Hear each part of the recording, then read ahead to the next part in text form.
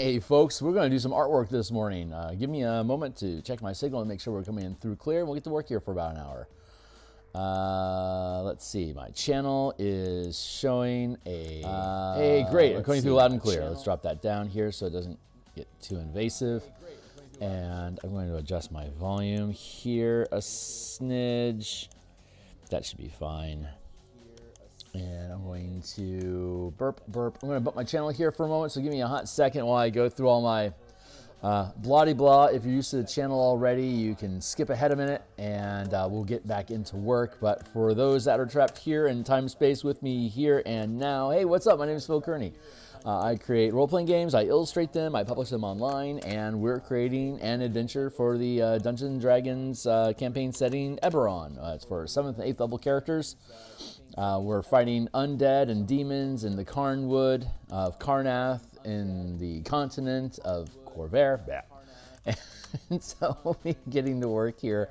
As soon as I finish my social media postings that I'm up and running, we're almost done. And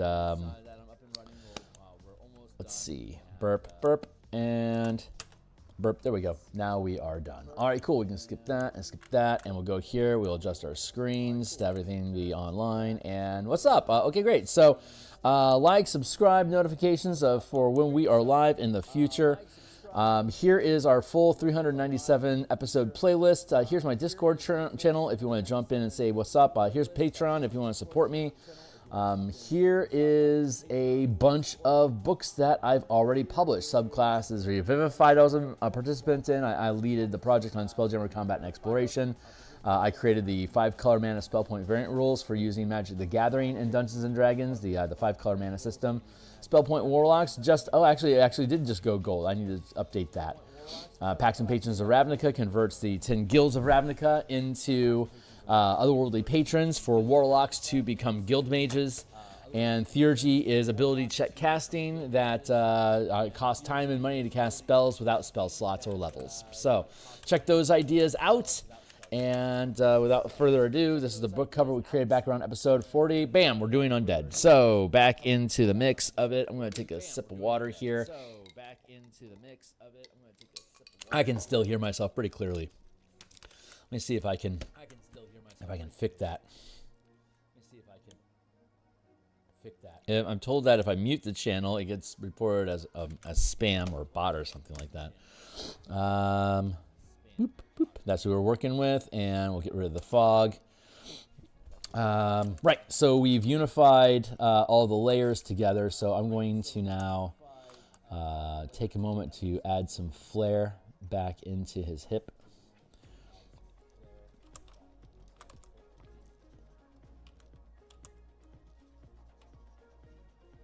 That.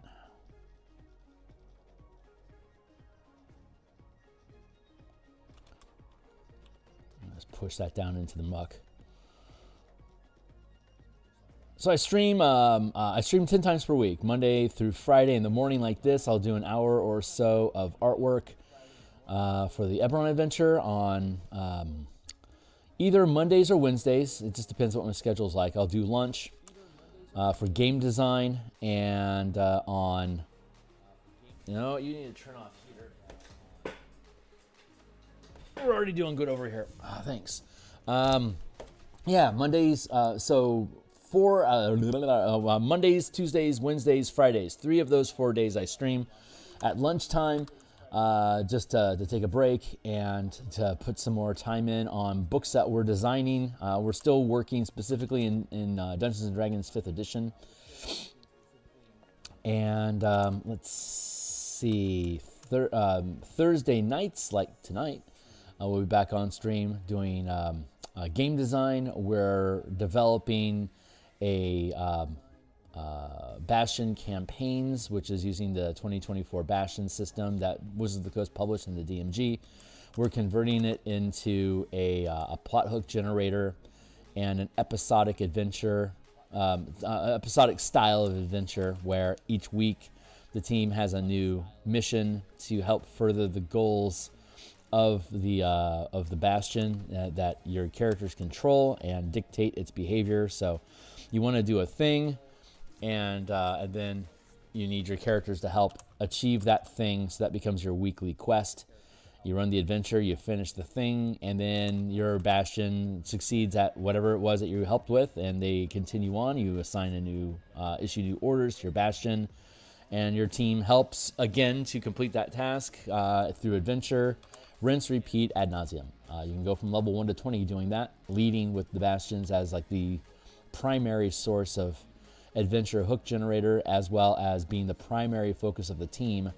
For the players, the characters are less important than the goals of the bastion in the broader sense of the campaign. So if you're into that sort of Dominion style of play or episodic missions, it's a really fun mode of adventure. We've just started our 6th adventure, and the team is level 9 now in my Eberron Spelljammer Bastion campaign. They own a asteroid belt mining operation with spelljamming ships in orbit around Eberron, harvesting the crystals and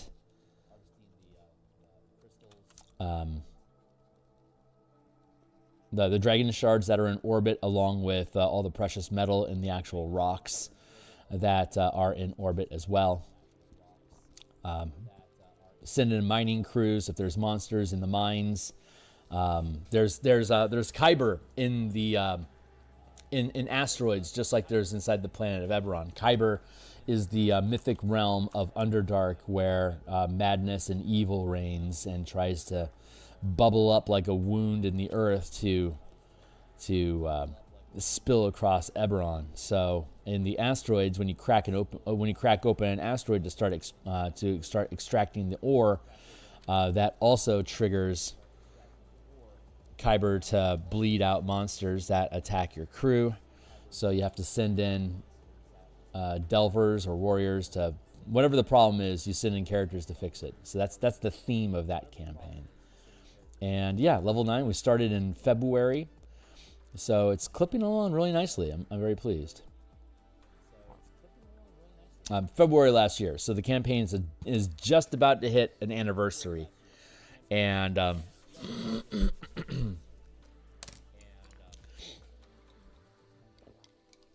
so we're about maybe 35, 36 episodes in.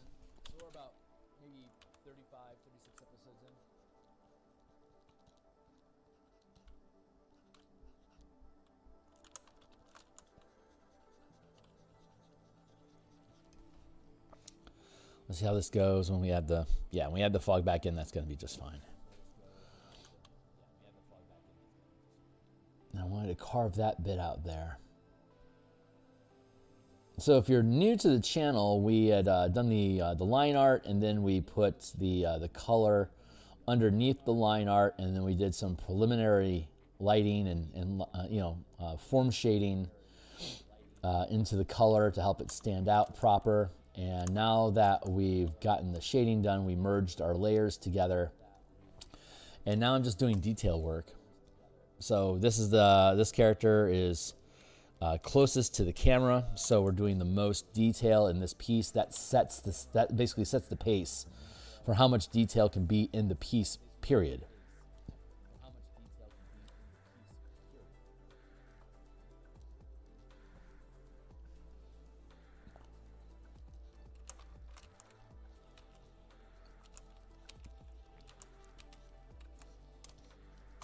That looks pretty good. These black shards that are growing out of the flesh, these are crystals of Mabar, or Mabaran crystals. They can be harvested, powdered, and converted into material components for darkness and undead rituals, like animate dead, stuff like that. This is taking place in a manifest zone to the plane of Mabar in the nation of Karnath, where these things are pretty prevalent. It's pretty common for manifest zones in Mabar to occur in Karnath. This one is undocumented. It was manifested through experimentation with an artifact called the Eye of Mabar, which is made from shadow stuff in the plane of Mabar itself and then brought into the material world. There's a ritual that can be performed while attuned to the artifact, and If the ritual is performed correctly, quote unquote correctly, it generates a manifest zone that's really powerful. The artifact's goal, because the artifact has an intelligence, the artifact's goal is to, while the caster is performing the ritual to generate the manifest zone, it slowly converts the caster into a Yugoloth, which is the dominant demon form in the plane of Mabar. Super genius intelligence, and so there's an Emerald Claw necromancer that's performing the experiment. Doesn't know about the transformation, but once you start the ritual, you can't stop it unless you're killed. And during the process, a chrysalis forms around you and the eye. Your body is liquefied, and by the time the ritual completes, you are reshaped into an Ultraloth. Or if something goes wrong, then you condense into an Arcanoloth, which is more like a monstrous dog, Zool type creature, like Gatekeeper, Keymaster sort of stuff from the old Ghostbusters movie. It's kind of that sort of like psychic evil demon dog sort of thing. That's your fail state, and you lose all your personal willpower. If the ritual completes, the Ultraloth has a merge between the caster and the plane of Mabar, so you retain your intelligence, but you are now a CR12 NPC demon that has all of your knowledge and a plan to destroy the world, to pull Eberron into darkness and terror. So naturally, your team should stop that. It just depends on what plot line you're using. There's 6 plots. There's a default plot where your characters are deputized to go look for missing persons that have been kidnapped to feed souls to the ritual during its process. Or you could, your character doesn't know anything about what's going on and just basically finds out everything as they stumble into it, and with if they can team up with some of the NPCs that are available inside of the space, then they can get information that they need to have more informed decisions to enact agency, as players like to do. Other plot hooks give you different pieces of information, like if you're recruited by the Gatekeeper Druids, they want you to destroy the source of. They're aware of the manifest zone. They know it's not naturally. It's not in the stars that there would be a coterminant event with Mabar. Certainly not something that's strong. So they want you to go in and basically kill anyone that's capable of doing that. So it's a hunt and kill mission. Silver Flames, same thing. If Silver Flames hire you, they're aware that there's a new source of evil brewing in Mabar, in Karnath, that they want you to destroy. So in both instances, you're basically plane shifted in both instances into the manifest zone where this is taking place for your characters to hunt down and destroy enemies, and then to destroy the artifact itself, and you're provided with equipment to do so. So each plot comes with different devices or information / resources to enact the mission. Like if you're deputized, you have a badge that gives you the right to basically investigate what the hell is going on here, and if you're resisted, you're basically resisting law enforcement investigating a potential crime. So you have the authority to flash badges, and if people give you guff, you could kill them if you wanted to. So you have that authority, and when you use that authority in different role-playing situations, it opens up information to you that you might not otherwise get if you're using a different plot hook. So the one plot hook, there's a different plot hook, but the primary plot hook that is assumed that you take gives you the least amount of information, but the best resources to get answers. So if your team gets curious about what the hell's going on, using that plot hook can be very rewarding. And you can mix and match different plot hooks. Some of them, about the Eye of Mabar, and you know that there's a ritual taking place, and your job is to kill the necromancers and replace them with other people that will that will take up running the, like you're trying to eliminate competition and replace them with different ritual casters that can take control of the ritual and perform it for your team instead of the Emerald Claws team. So different plots.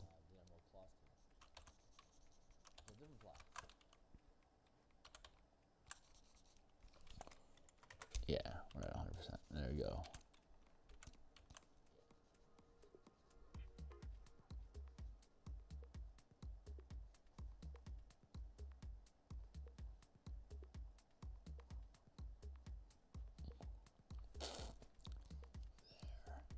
There we go.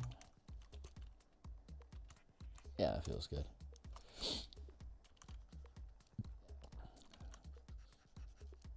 Let's clean that up. We have a lot of work to do on the sword, but we'll get to that. All things in due time. So once we finish this dude, this will be the most detail, and so the rest of the pieces will be we'll have a format to follow with this, and then less detail. So the rest of the pieces will go much more quickly. This should be done. We'll probably work on this like the whole piece. We'll probably work on it probably till the end of next week, and then we have all these artifacts to do. These are all like the Eye of Mabar. Here, just to show you again, if you missed it. The Eye of Mabar is basically a dark gray orb of an unusual material, and yeah, so it's just basically like a volleyball sized thing.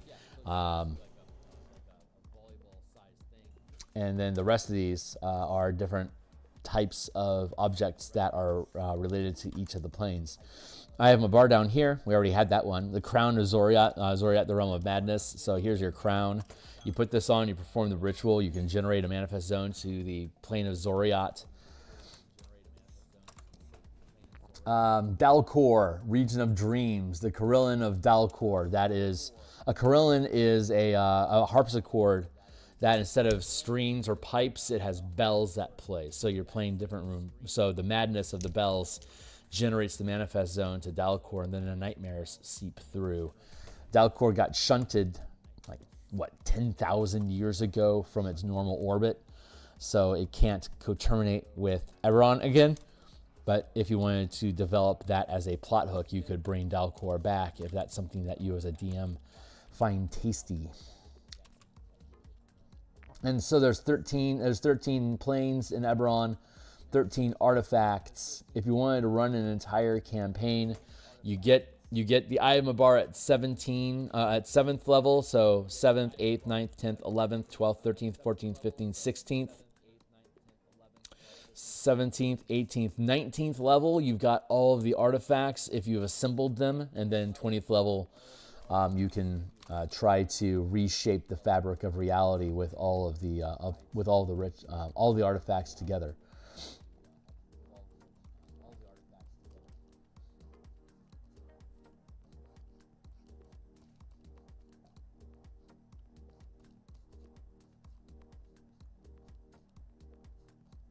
Anyway, that's the idea.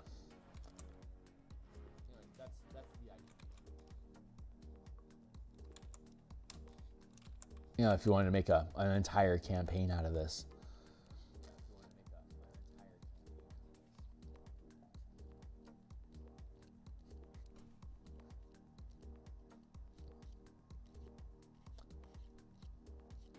There, like that. So I'll be back on tonight at 5:30 Seattle Pacific time. That'll be, if you're here with me live now, that'll be about 10 hours from now. We'll be back on for a few hours working on the Bastion campaign concept, building a book out of that. We've already reshaped we've structured orders for creating magic items from common to legendary, from common to legendary rarity, as well as any object that has a material cost. We've broken all of that down, how bastions and hirelings inside of your bastion could go about creating those objects. We've codified all of that. And then We're now taking I think we have 30, there's 29 facilities listed in the DMG, and we are expanding on that. I think we have 33 facilities right now. And they all have their role. We've figured out sizing for everything. We're grouping rooms and facilities into orders, so you could stack up. Like the more resources, the more bastion points you put into an order, in performing an order. Like if your bastion is really specialized in crafting, for instance, you're going to put a lot of points into crafting. And the more points you put into crafting for your bastion, the more, the larger facility it is that you need to perform the crafting. You can either break it up into a number of smaller rooms, or you group them all together.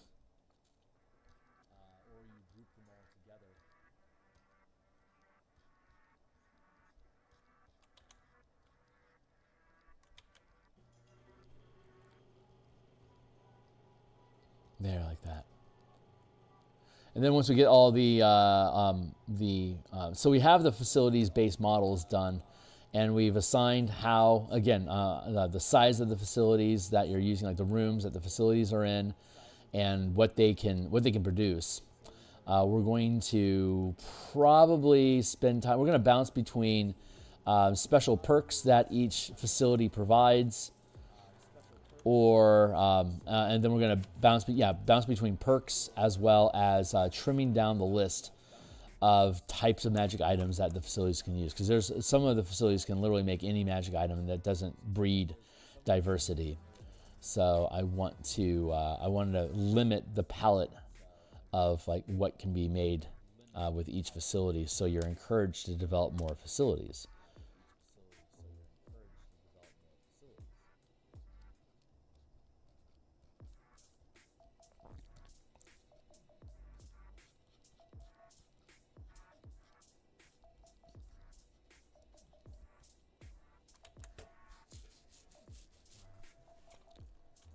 Let's see. Let's get. This guy looks great.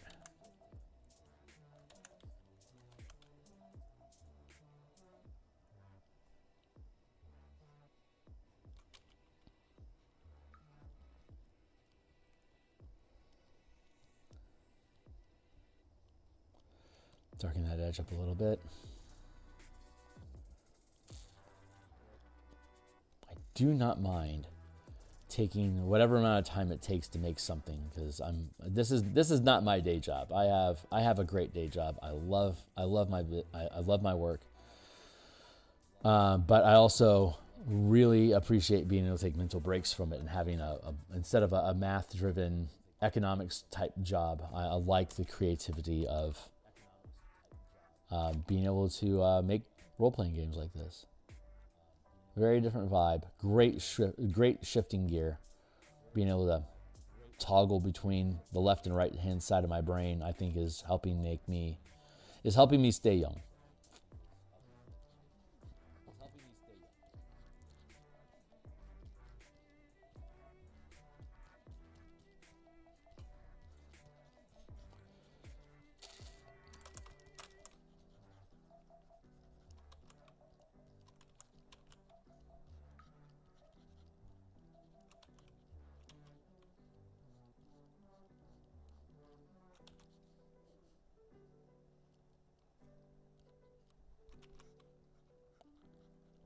There we go, like that.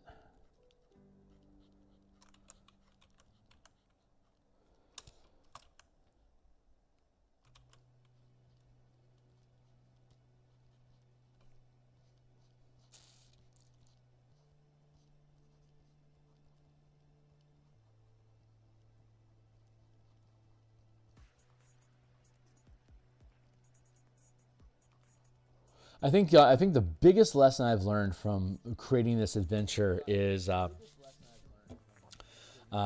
thinking about the space on a page a map occupies, and how you can break up the information of that map to be parsed out in chunks of information, because that's that is my biggest challenge is breaking up the maps and making them fit on the page and having all the information about the specific areas of the map fit on page with the map. That is where most of my evening struggle goes. I work on layouts in the evenings off screen, because working on layouts off screen is A, boring, and B, frustrating to me, because that is the puzzle that I'm trying to resolve, how to get all this stuff fit in place properly. And it doesn't make for good YouTube content, because I don't know the answers. So I end up fighting, I end up struggling with a page for hours. Each page can take hours and hours and hours for me to figure out, because I'm trying to make sure I preserve the text that we've already processed between Andy Heatley, my co-writer, and Stuart Braz, my editor. We spent a year building out this adventure so it works well, and play tested it, had 3 different DMs play testing it, had about 25 some odd different players testing it. And so we had some decent feedback on it. It's a good adventure. I'm really proud of it, but building it, like actually building it on the page, is just such a complicated task. So I absolutely just bash my head against the wall sometimes about how challenging it is to make all this stuff. But when it's done, it's going to be freaking awesome, so I am looking forward to it.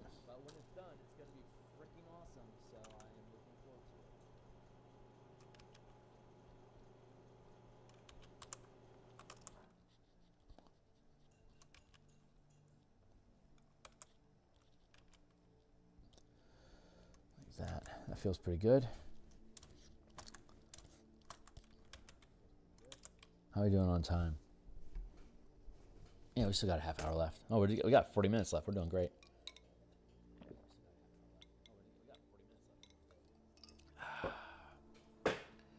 Get some water in my body.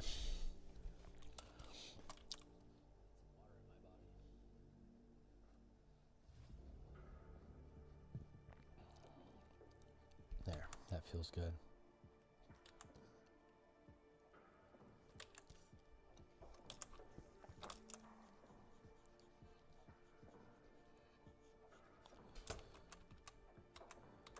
I don't need to worry about this lower body so much, because we're going to put the fog in. It's going to start blipping it out.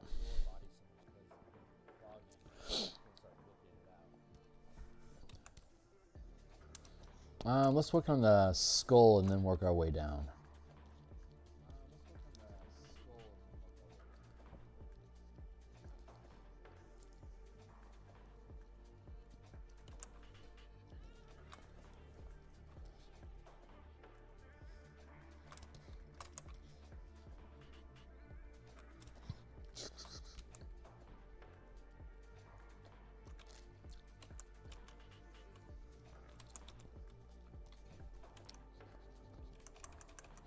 That. Trim this up.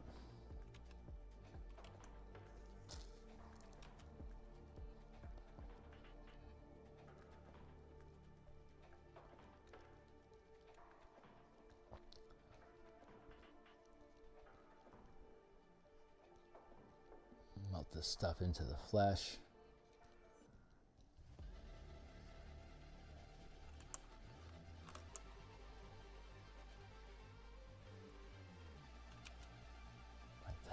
There we go.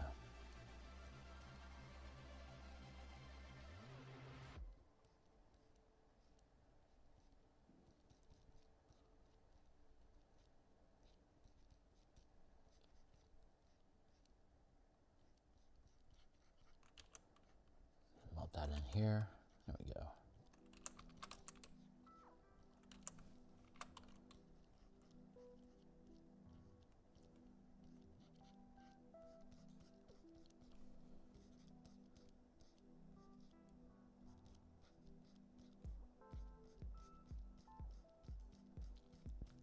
So this is our primary project.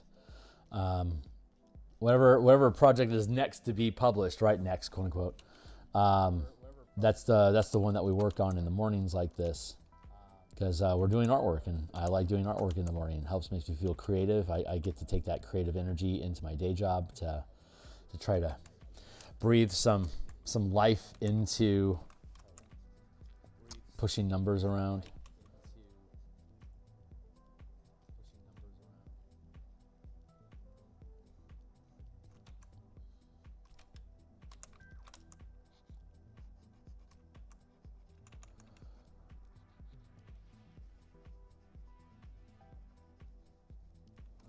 Like the bashing campaign book that we're building, I'll want this book published before I start publishing that book. I need to have one piece at a time, and this one is far overdue. It's taking longer than I expected, so it's tying up my pipeline. So I'm feeling a lot of pressure from other books. Like I can just feel them. It's like, hey boss, we all want to get published before you die too, you know. Like I feel you guys, but I gotta work the problems one by one. So once I get this piece completed, we'll be able to start rebuilding the color mana system for 2024. We'll be able to put in the updates that we wanted for Spelljammer. So those will be our two primary projects. The Martial Powers playtest is continuing. It looks like we have enough people that are interested in Monday nights to continue. I do need another 2 people to join the roster on Monday nights to just to make sure that table stays stable, so we can play every week. So I want to run this mega dungeon into through June, hoping to get to level 10. We've been having some hiccups and some stalled out runnings, so we haven't been able to get. I thought we'd be level 4 by now. Almost level 5, but we just haven't. The holidays got in the way, and we're having a difficult time stabilizing the table. So we're moving more slowly than I wanted to, but that's life. That's life. Woo.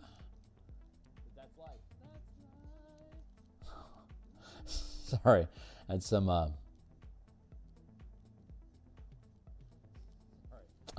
can't think of the name of the actor, right? The singer right now. Fuck.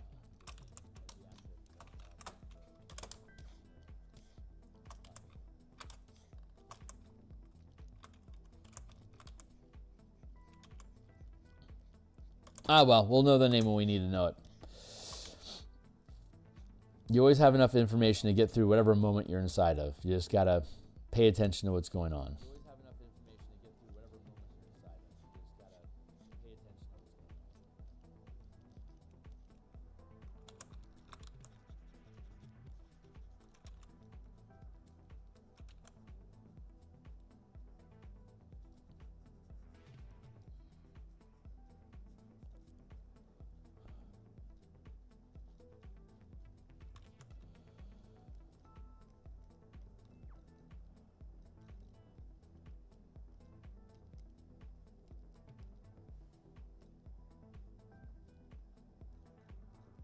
There we go, like that.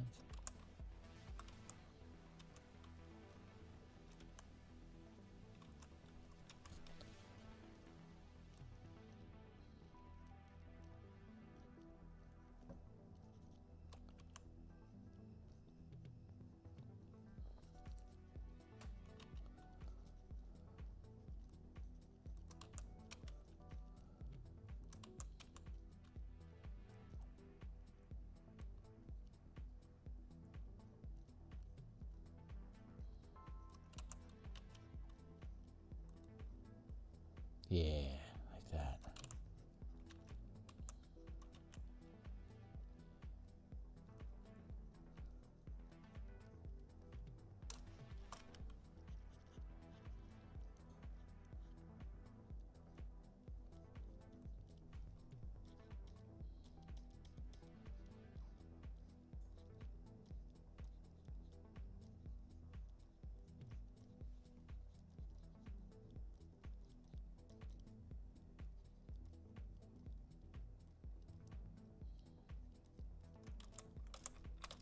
I love how that looks.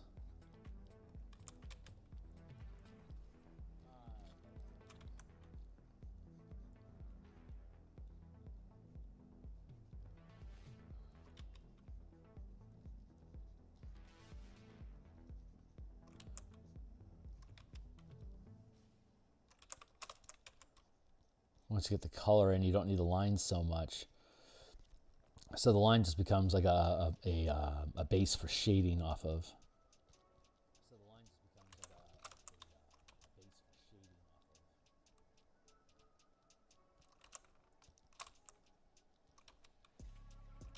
There, like that. Melt that in.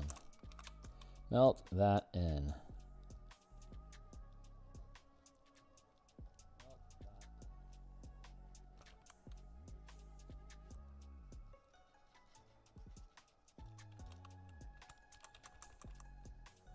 Meh. There.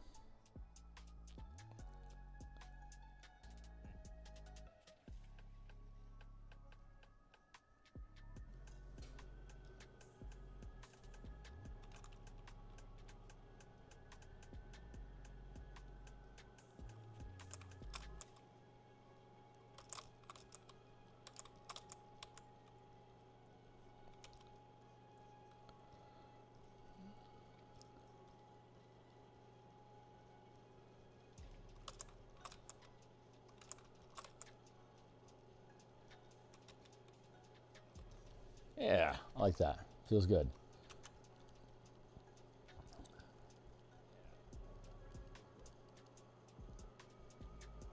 Continue we're just sculpting. We're just sculpting, sculpting, sculpting. Just pushing the pixels around. Blending the forms, making it less cartoony, more blended.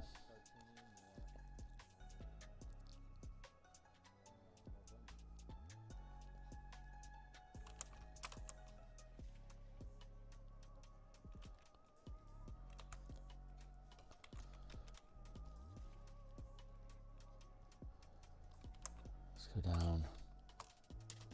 I'm gonna hit save because something told me to. And then back up into here. Thank you, Timely Timer. That's my 20-minute timer to remind me to take drinks. So I'm gonna take a swig of coffee just to keep myself alert.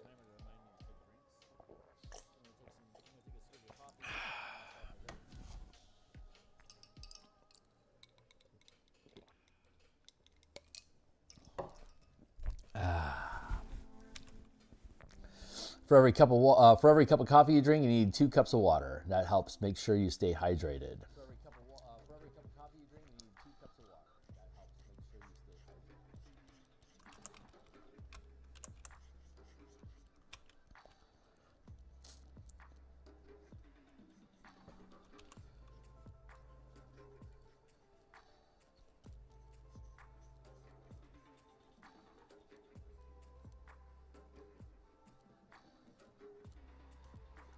Go. It's nice.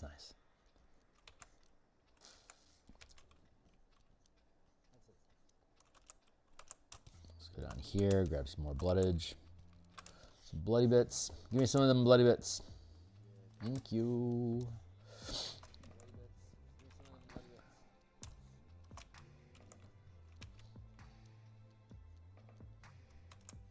Like that.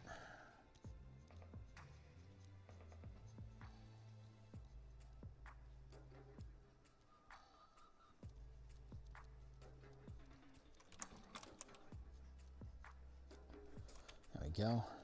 Again, just got to blend this stuff in.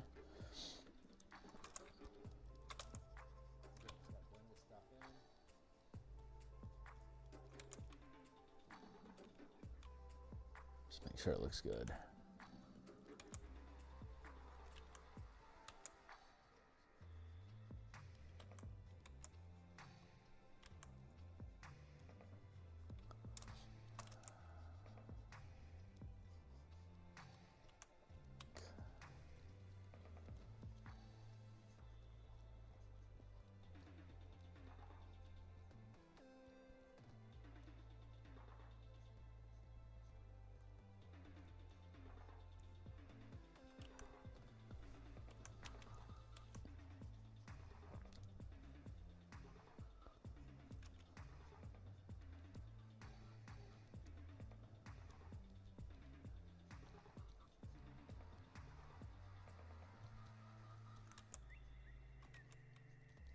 Good.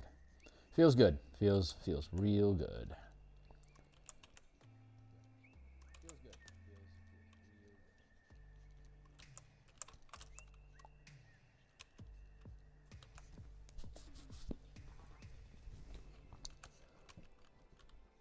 For now, we're blending this in, and we'll put a little spotlights in here to make it look like crystal chunky necromantic candy. Arr. There like that, and there like.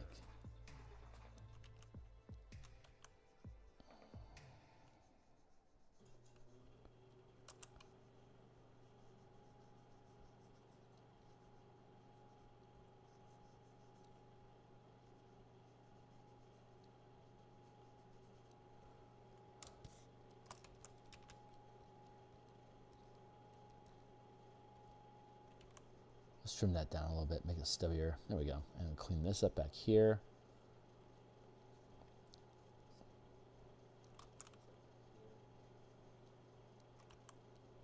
There we go.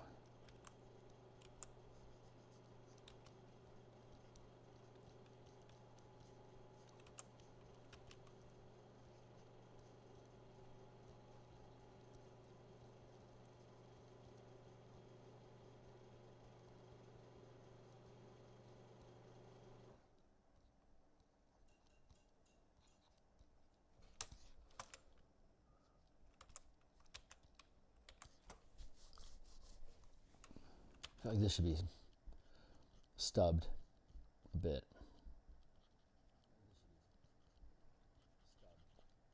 Angle it a different direction a little.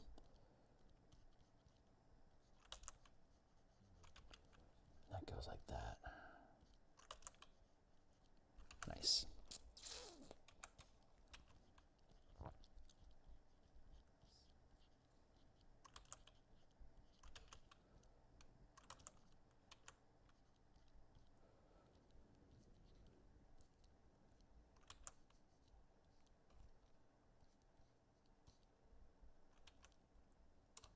There we go. That feels pretty good. Continue trimming along back here.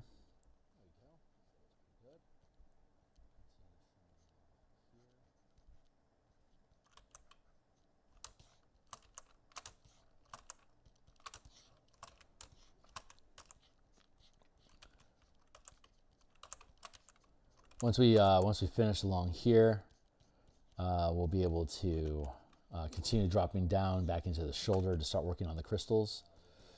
And then we'll make the sword last.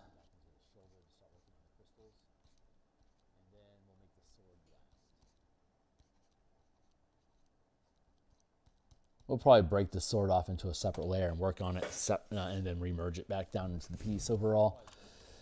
And back down in here into the yellow, huh? All right. I see you.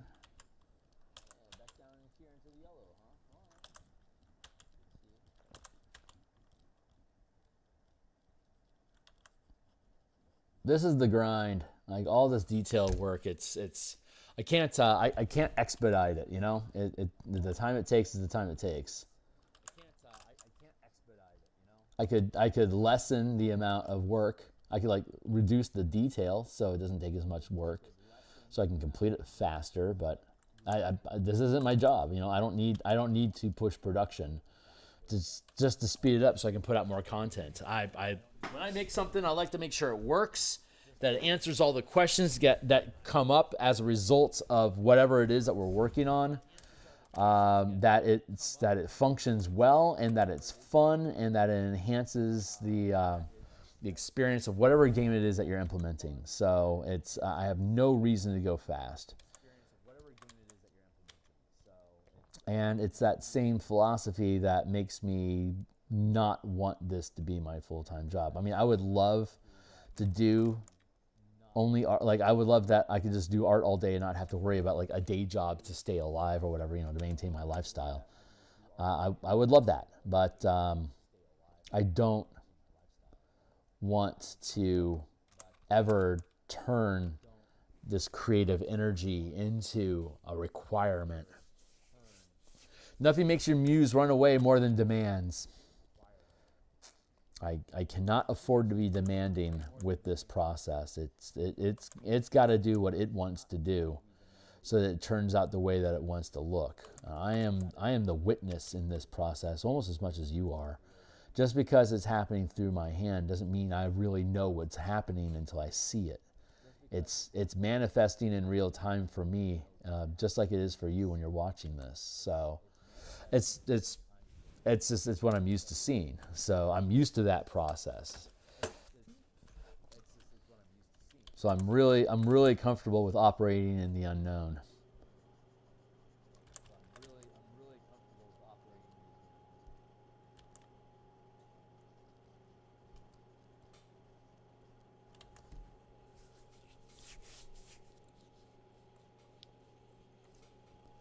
But that's what DMing is really all about. It's not necessarily knowing what the right answer is, but being able to provide an answer that the players can glom onto and not immediately question while you're letting the rest of the details sort out in the back of your head.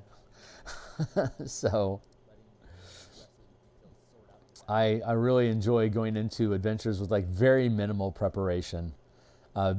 Building an adventure like this from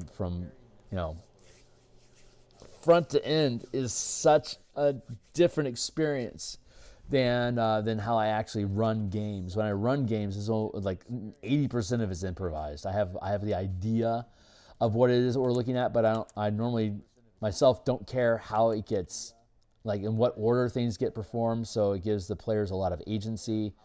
I only have like vague ideas of what it is that the villains in the adventure are attempting to achieve, so that I can stay liquid and not try to create a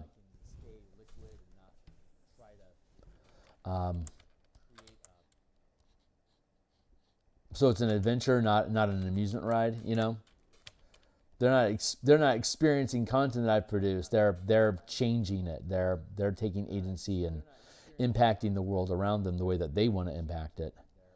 And the rest of and my job as the DM, the players respond and react to the situations that the DM creates. And in my opinion, when you're DMing correctly, the DM causes the world and the characters in it to respond and react to the decisions that the players make. So everyone is feeding off of each other to go in whatever organic direction makes the most sense at the time.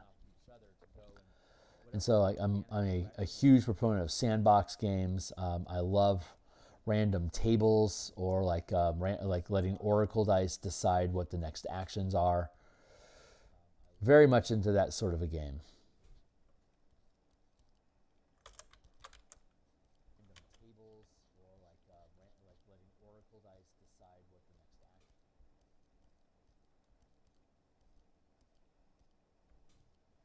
And thus let Bob be your uncle. Yeah, let's fill that in. I'm gonna have a core of evil sparking from this thing's eyes, but I want to blend this in so its headspace is good, so we can then put gleaming evil eyes in the skull.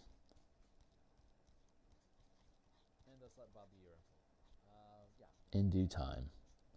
Almost there.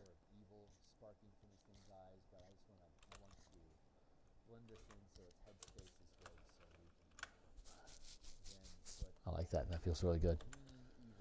Let's go down here and grab some bloodiness.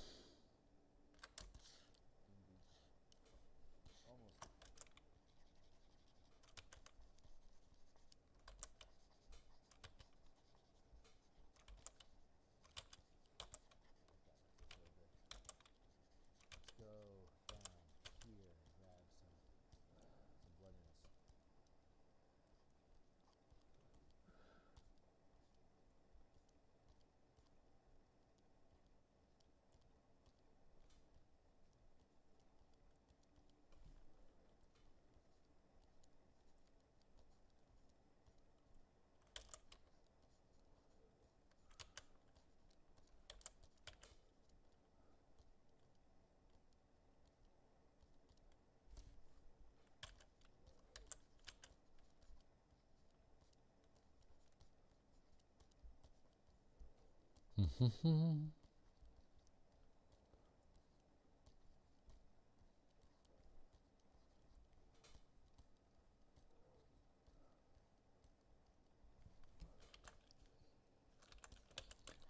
far, so good. So far, so good. So what?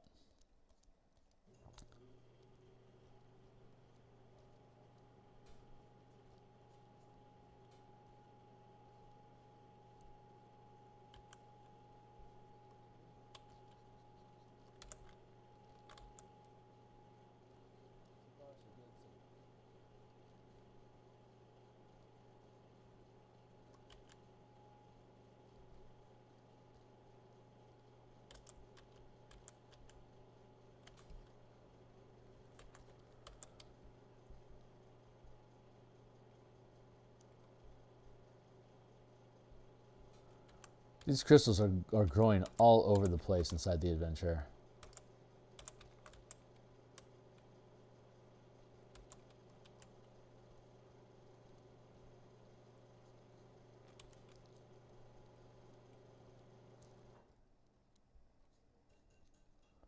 These crystals are growing all over the place inside the adventure. There we go. How are we doing on time? Okay. Still got a few minutes.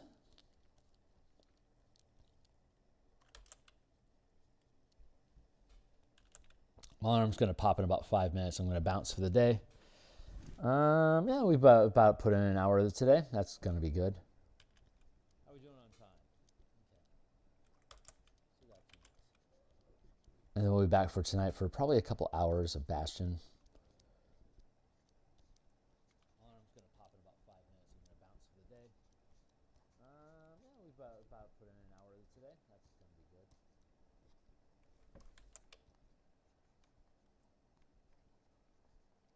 And we'll be back for tonight for probably a couple hours of Bastion.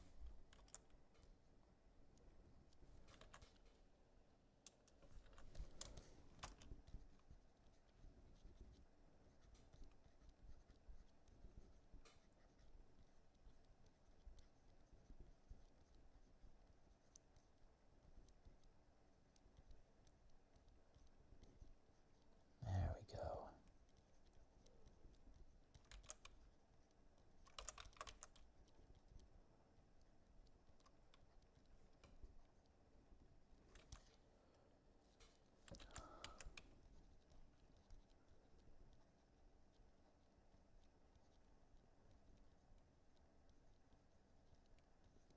There.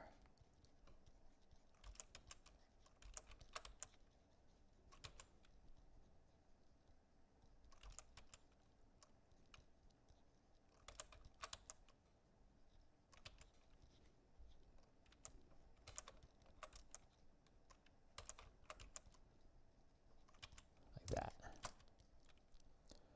Ooh, I like that. That feels good.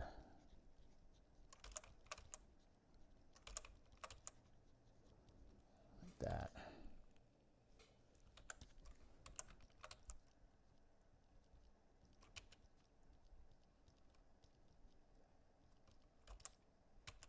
Ooh, I like that. That feels good. Nice. Noise, noise, noise.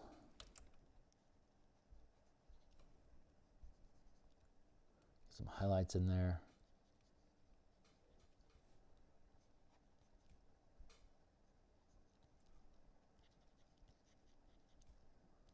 Nice. Noise, noise, noise.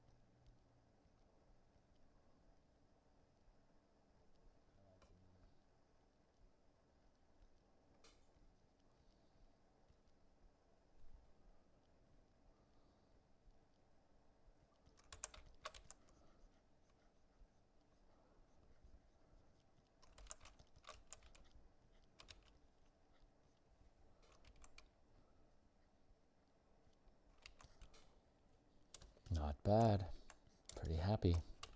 Straighten up this line back here. It's grabbing my attention. Like that. Blend, blend, blend. Blend it in. Don't need outline over here. The environment will help shape its silhouette.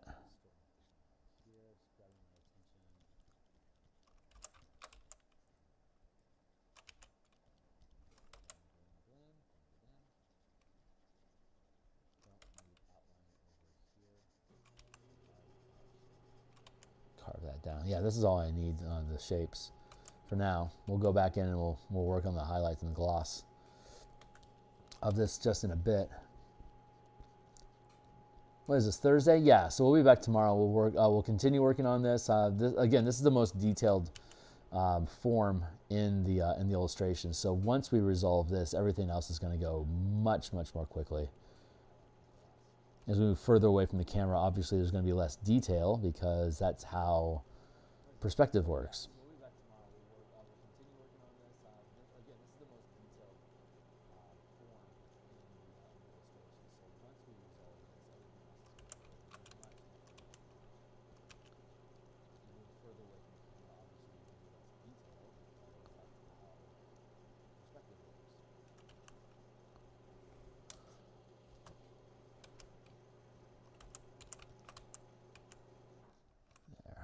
That.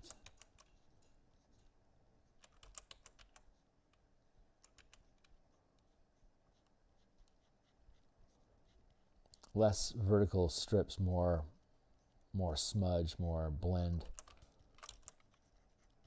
More blend, more good. More blend, more good. That's right.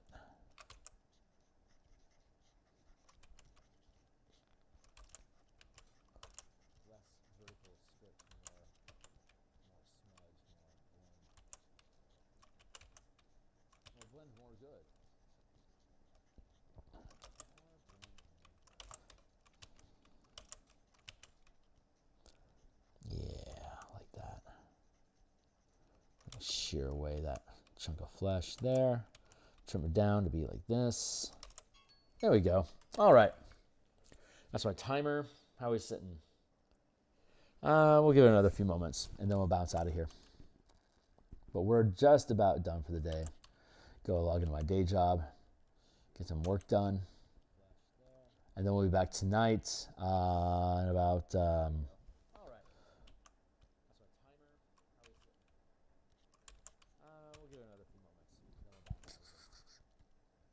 We'll be on somewhere between 5 and 5:30 tonight. It's Pacific time.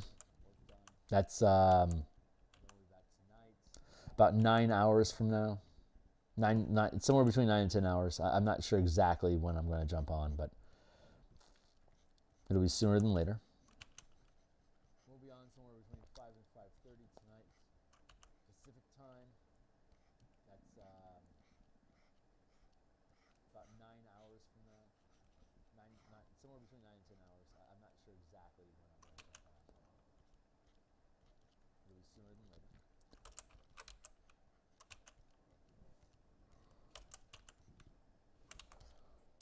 Yeah, that's good enough for now. All right, cool. We're going to let that sit. I like this guy. Let's drop in our details again. Got our fogginess at the base. That's helping not have to worry about the form so much. Drop all that stuff in. Back fog. There. All right, so when this is done, these will all be detailed out. It looks like a lot, but again, like you can see, like we need less detail here and here. These become less and less detail, and all this stuff back here is just basically just spot color. Yugoloth rising up above the rest of them, have fog blend that in, and then have a haze effect here for atmosphere. It looks like a lot, but again, like you can see, we need less. So yeah, this is coming along nice. I like it. We'll figure out the mist effect. It's gonna have a greenish tinge to it once we're done. But this will be a good piece. So I'm happy where we're at. If you think this stuff is cool, like I said, I stream 10 times per week. In the mornings, I do artwork. In the afternoons and evenings when I'm on, I'm working on game design for currently 5th edition, but I'll be developing a D20 light system called Guild Delvers probably next year. I've been playtesting it with my home table. We'll be delving into that when it's ready. So Bastions, Color Mana System, Spelljammer.